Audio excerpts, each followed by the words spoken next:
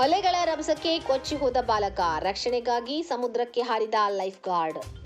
ಕ್ಯಾಲಿಫೋರ್ನಿಯಾದ Santa ಕ್ರೂಜ್ನಲ್ಲಿರುವ sea bright ಬೀಚ್ನಲ್ಲಿ ಶನಿವಾರ ಸಮುದ್ರದಲ್ಲಿ ಇದ್ದಕ್ಕಿದ್ದಂತೆ ದೊಡ್ಡ ಅಲೆಗಳು ಎದ್ದಿವೆ. ಈ ಸಮಯದಲ್ಲಿ ಬೀಚ್ನಲ್ಲಿ ಆಟ ಆಡುತ್ತಿದ್ದ ಮಗು ಅಲೆಗಳ ಮಧ್ಯೆ ಸಿಕ್ಕಿ ಹಾಕಿಕೊಂಡಿದೆ.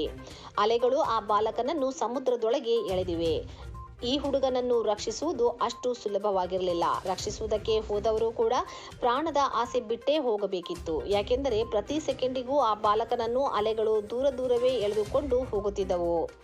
ದೂರದಲ್ಲಿ ನಿಂತು ನೋಡುವಾಗ ಸಮುದ್ರ ಬಹಳ ಸುಂದರವಾಗಿ ಕಾಣುತ್ತದೆ. ಬೀಚ್ಗೆ ಹೋಗುವುದೆಂದರೆ ಸಾಮಾನ್ಯವಾಗಿ ಎಲ್ಲರೂ ಇಷ್ಟಪಡುತ್ತಾರೆ. ಮಕ್ಕಳಿಗಂತೂ ಬೀಚ್ಗೆ ಹೋದರೆ ವಾಪಸ್ ಬರುವುದಕ್ಕೆ ಮನಸ್ಸೇ ಇರುವುದಿಲ್ಲ.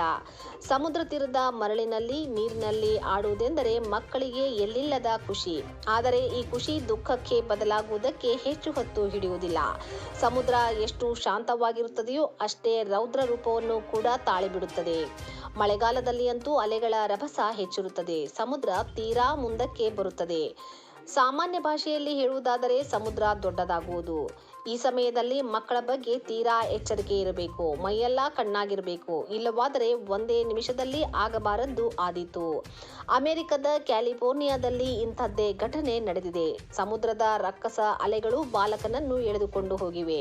ಆದರೆ ಈ ಹೊತ್ತಿನಲ್ಲಿ 16 ವರ್ಷದ ಲೈಫ್ ಗಾರ್ಡ್ ತೋರಿದ ಧೈರ್ಯ ಹುಡುಗನ ಜೀವ ಉಳಿಸಿದೆ.